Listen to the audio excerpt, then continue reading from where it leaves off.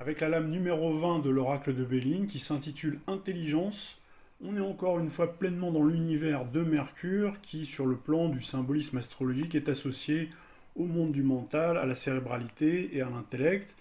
Alors comme nous nous sommes déjà très longuement exprimés dans une vidéo antérieure à propos de la relation qui existe entre Mercure et l'intelligence, pour pas que ce soit trop redondant dans cette capsule, je ne vais pas m'attarder plus sur cette notion et je vous invite, si vous le souhaitez bien entendu, à vous référer, pour celles et ceux qui ne l'ont pas vu, à cette fameuse vidéo. Je vais vous mettre le lien dans la partie description. Pour ceux qui s'en souviennent, c'était au moment où on avait eu une discussion sur l'intelligence artificielle et sur les 8 formes d'intelligence.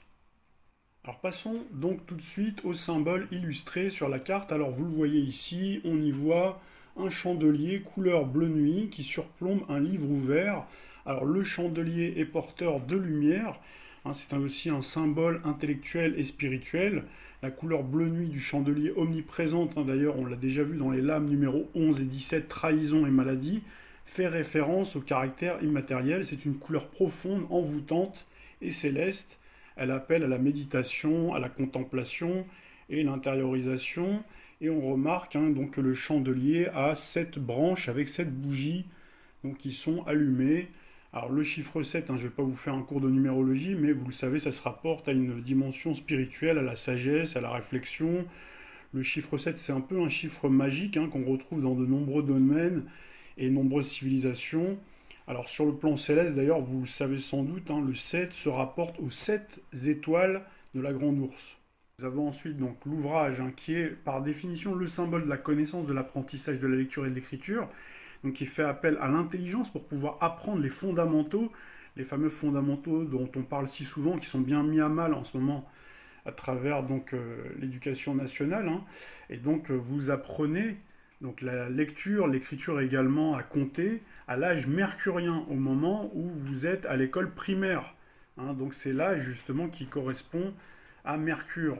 Alors la façon dont le livre est illustré, moi en tout cas ça me fait penser aux tablettes bibliques des 10 commandements. Donc là on retrouve encore une fois la dimension spirituelle qui est renforcée et doublement renforcée, puisque si vous regardez attentivement au niveau de l'ouvrage, donc vous avez ici les chiffres 16 et 17, je suis désolé, je ne peux pas vous l'afficher d'une autre manière puisque j'ai un petit souci informatique. Mais voilà, si vous regardez attentivement la carte, vous verrez ici, vous avez le 16 et le 17. Et si on fait l'addition donc de ces deux chiffres, on trouve le 33. Et là, encore une fois, le 33 fait allusion à beaucoup de symbolisme. Alors le 33, c'est un palindrome d'ailleurs du 3. Et en numérologie, donc le 3 est associé à la communication, au langage, à l'apprentissage. On retombe encore une fois sur nos pieds. Et bien sûr à l'intelligence. Et c'est pas un hasard si le Gémeaux, gouverné par Mercure, est donc le numéro 3 dans le signe du zodiaque, dans la roue zodiacale, quand vous comptez Bélier, ensuite vous avez le Taureau et vous avez le Gémeaux, donc on a bien encore une fois le chiffre 3. Alors bien sûr le 33 fait aussi référence à l'âge du Christ, au moment de sa crucifixion, il aurait accompli 33 miracles et on lui attribuerait 33 noms différents. Et le chiffre 33 est également associé à la franc-maçonnerie.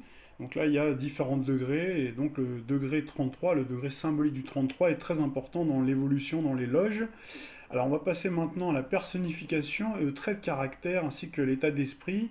Alors physiquement, on en a déjà parlé, donc le mercurien a une morphologie fine, longiligne, avec peu de forme en général. Si on devait bien sûr interpréter cette carte, trouver en fait une correspondance physique, quand on fait un tirage de cartes, donc on essaye un petit peu de se projeter. Et donc vous avez en général, les mercuriens ont plutôt un visage ouvert, souriant, ils sont plutôt sociables, donc ils ont plutôt un front proéminent.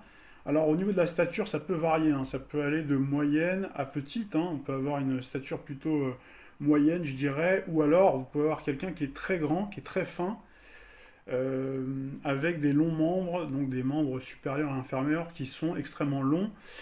Donc là, ça rappelle un petit peu aussi les adolescents. Vous avez vu qu'au moment de l'adolescence, le corps se transforme et vous avez des fois des disproportions dans les corps et certains gardent ce physique, ces traits morphologiques, même à l'âge adulte. Donc là, vous pouvez les reconnaître un petit peu comme ça, les mercuriens. Alors le teint est en général juvénile, même à un âge avancé. C'est aussi, bien sûr, il y a toujours cette référence à l'adolescence et aux études, bien sûr, hein, le côté étudiant. Donc certains gardent hein, ce teint très frais pendant très longtemps. Alors ici, Mercure est indifféremment une femme ou un homme, hein, donc le tempérament est généralement nerveux, très cérébral. Donc là, il y a une forte propension donc à tout passer par l'intellect, hein. Donc là, il n'y a pas les émotions, c'est plus l'intellect, hein. L'émotion, c'est plutôt la Lune, hein. Donc là, on a l'intellect, l'analyse. Donc on essaye bien sûr d'analyser ses propres émotions et ses sentiments. Donc tout ça, c'est décortiqué donc par l'aspect mercurien. Concernant les traits de caractère, donc vous les devinez assez facilement.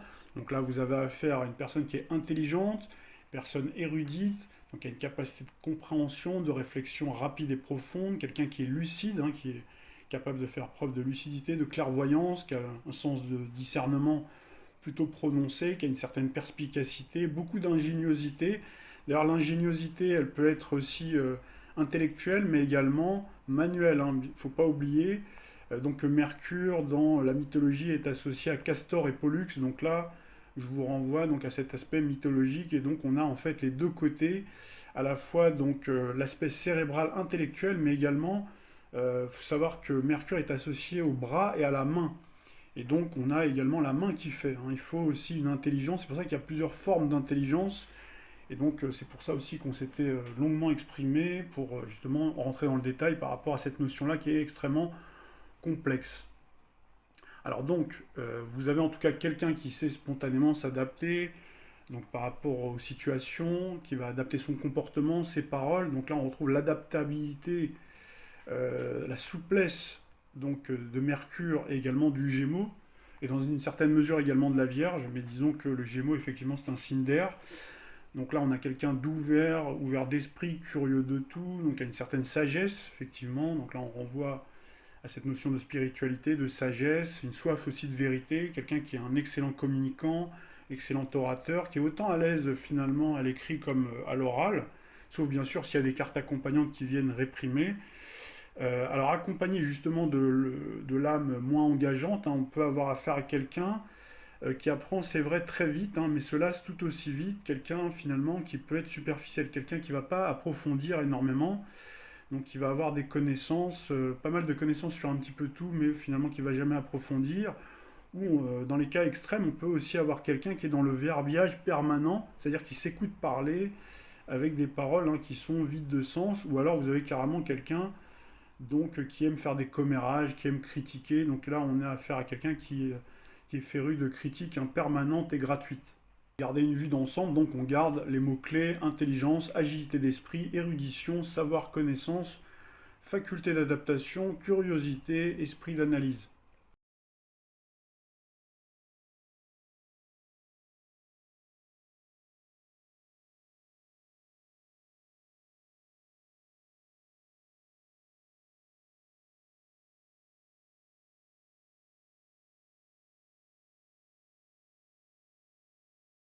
Passons maintenant à l'aspect sentimental. On va commencer par les célibataires. Si vous tirez cette carte et que vous-même ou votre consultant êtes seul et que vous voulez une réponse sur votre avenir sentimental ou celui de votre consultant, alors cette carte annonce en général la possibilité dans le futur proche. Alors pourquoi proche? Parce que Mercure c'est une planète extrêmement rapide, extrêmement mobile, donc c'est plutôt assez proche dans le temps si on devait donner des datations. Alors vous allez faire une rencontre hein, probablement sur votre lieu de travail ou dans un lieu qui utilise à plein tube les neurones, hein, donc un lieu de savoir, comme par exemple le lycée, l'université, la bibliothèque, ce genre d'endroit. Alors la personne qu'on va rencontrer alors, a besoin plutôt d'être charmée intellectuellement avant toute chose, hein, par le verbe ou par vos écrits. Il faudra exciter son intellect avant ses sens, à moins qu'il ne s'agisse d'une relation via le net. Puisque Mercure, vous le savez, c'est alias Hermès, hein, donc c'est le messager. Et là, on a la notion de billets doux des temps modernes, hein, bien sûr, à travers les échanges de mails, à travers les échanges de messages, hein, via les différentes applications, via son téléphone portable, etc. Alors la carte intelligence hein, seule peut vous prédire une relation purement platonique également, il faut bien le garder à l'esprit. C'est pourquoi il faut souvent recouvrir hein, le jeu avec d'autres cartes hein, pour savoir si on va passer justement le cap de la simple amitié.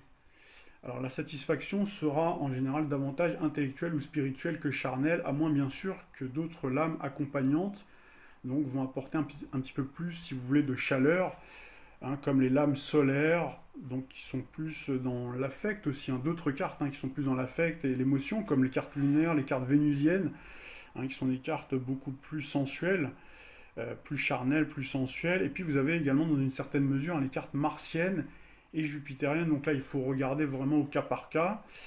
Alors avec cette carte, vos atouts de séduction en tant que célibataire pour sortir de ce statut et rencontrer quelqu'un sont avant tout, bien sûr, votre intelligence, votre ingéniosité, votre sens de la répartie également, et la façon dont vous exprimez, ça peut également être votre timbre de voix et vos écrits. Alors il peut y avoir une autre interprétation, c'est que le consultant lui-même ne va pas faire forcément beaucoup de rencontres parce qu'il ne porte pas un intérêt majeur donc aux aspects sentimentaux, si vous voulez. Donc la bagatelle, ça l'intéresse très peu. Il est trop concentré sur sa vie intellectuelle, il est trop pris intellectuellement par son travail et ses affaires pour penser à l'amour. Alors avec des cartes négatives, cette carte peut s'avérer frustrante, effectivement, si on attend les grandes embrassades, si on veut avoir une relation charnelle. Alors là, forcément, si on a cette carte qui est associée avec la carte pensée-amitié, par exemple, inconstance ou des lames saturniennes, donc là, vous serez extrêmement frustré puisque tout restera sur un plan purement platonique. On serait un petit peu dans la configuration de la chanson de la regrettée de Dalida, en 73 avec Alain Delon, parole et parole, c'est-à-dire on reste sur le plan mental, sur le plan des paroles, mais il n'y a pas grand-chose qui arrive derrière. Donc là, on peut avoir également le côté joueur de Mercure, c'est-à-dire qu'on joue au jeu de la séduction, mais c'est un petit peu attrape-moi si tu peux. Alors la personne, on peut être en présence d'une personne qui réfléchit beaucoup, qui intellectualise peut-être un petit peu trop, voilà, qui est trop pris, ce qu'on disait, par ses études, par ses bouquins, par son travail pour s'adonner à une histoire d'amour. Alors maintenant, concernant les personnes qui sont déjà en couple, alors le couple en général s'entend plutôt bien, même très bien. Il y a une grande complicité, notamment bien sûr sur le plan intellectuel, plus que sur le plan physique, sauf s'il y a d'autres cartes qui viennent contrebalancer. Alors avec cette carte, on parle avant tout d'affinité intellectuelle. Les partenaires sont sur la même longueur d'onde. Ils ont de nombreuses affinités, de nombreux centres d'intérêt communs. Il y a beaucoup de communication également dans le couple. On a l'impression que les partenaires se comprennent assez facilement. Alors avec des cartes négatives, ça peut manquer un petit peu de fantaisie, encore que Mercure a beaucoup de fantaisie. Mais c'est vrai que si vous avez des cartes très lourdes, donc là ça peut manquer de passion, de piquant. Avec des cartes positives, en revanche, on a un partenaire qui sait joindre les pensées, les réflexions, en gros les paroles aux actes. Passons maintenant au domaine socio-professionnel. Si vous avez affaire à un consultant qui est sans emploi, donc très probablement que vous êtes en face de quelqu'un qui a soit repris ses études, qui est en train de passer un examen, un concours qui peut être programmé. On peut avoir également quelqu'un qui entre en formation ou en stage. Donc là, on a également l'idée de CV, de lettres de motivation qui peuvent être adressées à des employeurs, puisqu'on a justement cette idée de Mercure, les écrits. On peut également avoir donc des entretiens. Ça peut être justement une carte bénéfique pour passer des entretiens et pour les réussir, des entretiens d'embauche. Alors le consultant en général possède des bonnes capacités bien sûr intellectuelles pour le poste brigué. On a les aptitudes pour s'adapter et s'intégrer dans ce nouvel emploi. Alors si vous avez des cartes solaires qui sont accompagnantes, également jupitériennes par exemple, ça veut dire qu'on vous décerne, pourquoi pas, un diplôme ou le permis de conduire. Je sais que c'est une question qui revient régulièrement. Est-ce que mon enfant va recevoir, va réussir son concours, son baccalauréat, on en sort tout juste, son brevet des collèges, bon ça c'est beaucoup plus simple déjà, mais surtout le permis de conduire, qui n'est pas toujours simple à obtenir. Donc là, effectivement, avec cette carte-là, accompagnée avec de bonnes cartes solaires, par exemple, ou jupitériennes, donc là, vous pouvez dire, en général, un grand oui à votre consultant. Passons maintenant aux personnes qui sont déjà en emploi, qui occupent déjà un poste. Donc là, vous pouvez avoir affaire à quelqu'un qui travaille beaucoup avec sa tête dans son emploi, c'est-à-dire c'est un job intellectuel, purement intellectuel. Donc là, on a les capacités, bien sûr, pour communiquer, que ce soit dans l'entreprise ou à l'extérieur. On accède assez facilement à des promotions grâce à ses facultés intellectuelles. Alors bien entendu, avec d'autres cartes, par exemple la carte de l'entreprise qu'on va voir prochainement. Donc là, on peut avoir le côté beaucoup plus manuel. On peut avoir quelqu'un qui travaille effectivement énormément avec sa tête, donc qui sollicite énormément ses neurones. Donc c'est un travail de précision, mais tout se fait beaucoup avec les mains. En tout cas, on caractérise cet emploi d'emploi manuel. Alors, les secteurs d'activité en lien avec cette carte-là, vous l'avez deviné, il y a bien sûr tous les métiers d'enseignant, professeur, instituteur. Bon, vous avez bien sûr les étudiants par définition aussi, hein, les deux sont associés, étudiants en littérature, en philosophie. À chaque fois, vous avez étudiant ou professeur. Ça peut être l'un ou l'autre de toute façon, instructeur. Et vous avez bien sûr tous les métiers d'écrivain, essayiste, journaliste, pigiste, éditeur, imprimeur, bibliothécaire également. Tous les métiers de documentaliste, hein, les libraires. Et puis vous avez bien sûr tous les libres penseurs, les blogueurs, donc toutes les personnes qui écrivent ou qui s'expriment, les consultants bien sûr. Alors associé à une carte comme l'argent, on peut également être en présence d'un comptable avec le livre. Hein, vous voyez ici le livre, ça peut ressembler au livre de compte. Justement, ça nous permet de faire la transition vers le domaine financier. Avec une carte mercurienne en général, hein, les salaires sont plutôt modestes, puisque la source d'enrichissement est surtout intellectuelle et spirituelle. On peut toutefois obtenir pour les étudiants par exemple une bourse d'études ou un crédit formation.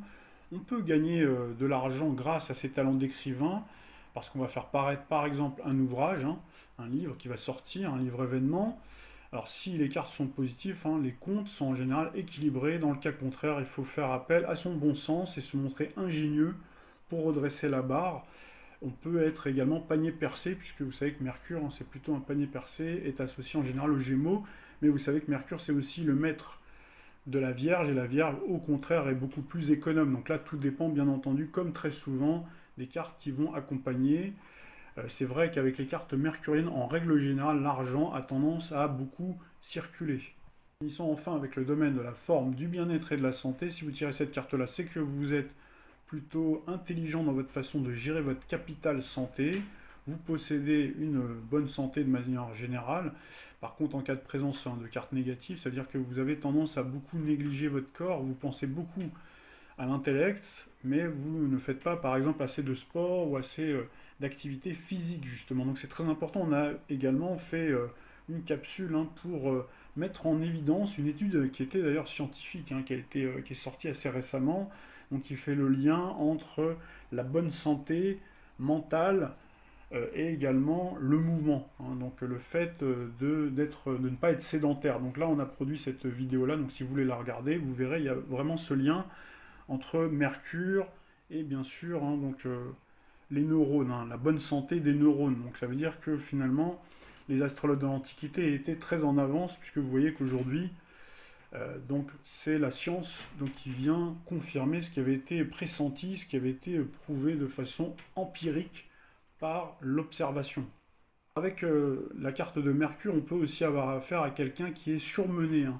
Si on a des cartes négatives, hein, qui accompagnent, surmené intellectuellement et nerveusement, et on peut aussi avoir quelqu'un qui, par exemple, hein, fume aussi pas mal, hein, puisque Mercure est associé à la nervosité et également aux poumons. Et donc là, on a ce lien, vous retrouverez pas mal souvent de Gémeaux, de gens qui sont marqués par Mercure, avec des aspects négatifs. Si on se réfère bien sûr au thème astral, vous verrez à chaque fois, c'est des gens qui sont extrêmement portés sur la fumette.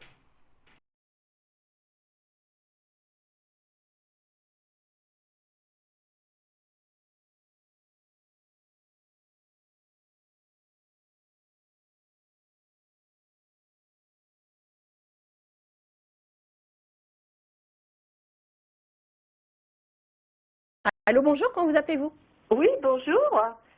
Ah, je connais cette voix. Allô, oui. Bonjour, comment vous appelez-vous?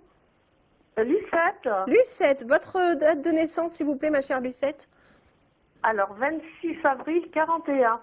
D'accord, 26 avril 41, et ça vous fait quel âge? Bien, 74. 74, parfait. Je vous laisse donc avec Yanis pour lui poser votre question, Lucette. Oui. Bonjour Lucette. Bonjour, monsieur. Ma question est d'ordre sentimental, s'il vous plaît. D'accord. Alors Lucette, sur le plan sentimental, il y a une nouvelle rencontre qui ressort pour vous, Lucette. Ça fait un moment que vous êtes... Une nouvelle rencontre? Oui, il y a une nouvelle rencontre qui ressort. Vous êtes accoutumé à aller un petit peu à l'étranger? Si Allez, je dois aller à l'étranger? Oui, est-ce que vous devez partir en voyage? Parce qu'il ressort par rapport... Il peut Oui, y avoir une rencontre par rapport à un voyage, en fait. Je dois partir, effectivement, à l'étranger, oui. Voilà. Et donc, à travers un voyage, donc je pense que ça peut être celui-là, celui que vous avez programmé là, il peut y avoir une très très belle rencontre. Et il y en a un autre, en fait, j'ai un autre voyage. En fait, vous êtes apparemment quelqu'un qui aimait ça, qui aimait les déplacements, et donc je ressens aussi un autre déplacement, mais qui est un peu plus tard dans le temps, plutôt sur l'année 2016, autour du printemps-été. Donc ça peut être soit la rencontre peut se faire, une belle rencontre amoureuse, donc dans cette période-là, ou sinon plutôt sur l'année 2016 autour du printemps-été. Et là, franchement, on a l'impression que c'est une vraie renaissance. Hein. En plus, vous êtes du signe du Taureau, donc c'est vrai que les Taureaux n'ont pas été trop choyés par les planètes ces derniers temps. Et là, c'est vrai que vous êtes gâtés. Enfin, en tout cas, vous allez l'être sur l'année qui arrive. Donc je vois même que ça va être vraiment très fort, très charnel, très, vous voyez, donc c'est vrai que comme les taureaux sont souvent très sensuels, ils aiment le contact, ils sont très tactiles, donc ça tombe bien puisque le partenaire que vous rencontrez, ben, il sera un petit peu dans cette, voilà, dans cette tonalité-là. Vous voyez donc, je ne le connais pas. Pour moi, c'est quelque chose de nouveau. Pour moi, c'est vraiment quelqu'un que vous ne connaissez pas. Effectivement, il y a par contre quelqu'un dans les parages que vous connaissez plus ou moins. Enfin, en tout cas, qu'il y a pu avoir des échanges. Mais j'ai l'impression que c'est vraiment quelque chose de nouveau parce qu'on parle vraiment de renaissance pour vous, Lucette. Parce que j'ai fait connaissance il n'y a pas très longtemps d'un monsieur. Oui. Je peux vous donner sa date de naissance? S'il vous plaît, oui, ça peut m'être utile. Alors, le 23 juillet 42. D'accord. Son prénom, s'il vous plaît? Antoine. Antoine. D'accord, sur Antoine.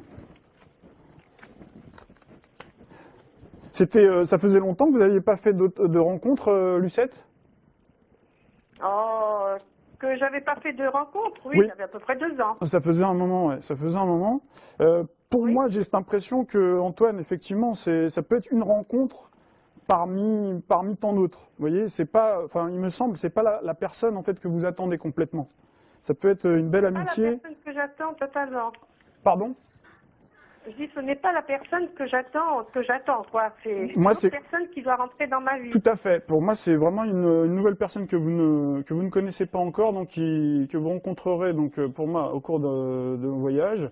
Et donc cette personne-là, on me dit que il fait partie, parce qu'apparemment vous plaisez beaucoup. Enfin, vous avez le contact plutôt facile, et donc là, vous allez faire plein de rencontres, mais plutôt amicales. Voilà, ce sera très sympathique. D'ailleurs, par rapport à cette personne, est-ce que parmi sa famille, il peut avoir un grand enfant qui attend un enfant, ou est-ce que ça vous parle, ça, vous savez pas? Bah, je sais qu'il a une fille qui n'a pas pu avoir d'enfant et qui cherche à en avoir, oui. Il va y avoir, à mon avis, ils vont être heureux parce qu'il ressort un enfant par rapport à cette personne. Donc voilà, mais bon, moi je pense, après je dis pas qu'il peut ne pas y avoir quelque chose, mais voilà, par rapport à la personne qui peut combler vraiment complètement vos attentes, pour moi c'est une personne à rencontrer. C'est une personne à rencontrer. C'est quelque chose que je vais rencontrer durant le voyage ou pendant le voyage. Pour moi, oui, en tout cas, il y a une histoire de voyage, de déplacement, de mouvement, et voilà, il y a bien l'étranger qui ressort sur vous. Donc, honnêtement, avec cette personne-là, vous aurez tout, quoi. Hein. On a l'impression il y a une vraie osmose, tant sur le plan intellectuel que physiquement. Et je pense qu'il peut même vous proposer, il n'est pas impossible, enfin, qu'il puisse y avoir une union, une concrétisation. Voilà. Ah, voilà, à mon âge. Ah, bah, il n'y a pas d'âge. Il n'y a pas d'âge pour s'aimer, pour s'unir. Lucette, alors, puis on attend le faire part, hein, alors. Eh bien, écoutez, c'est formidable, ce sont des bonnes nouvelles. Que des bonnes nouvelles.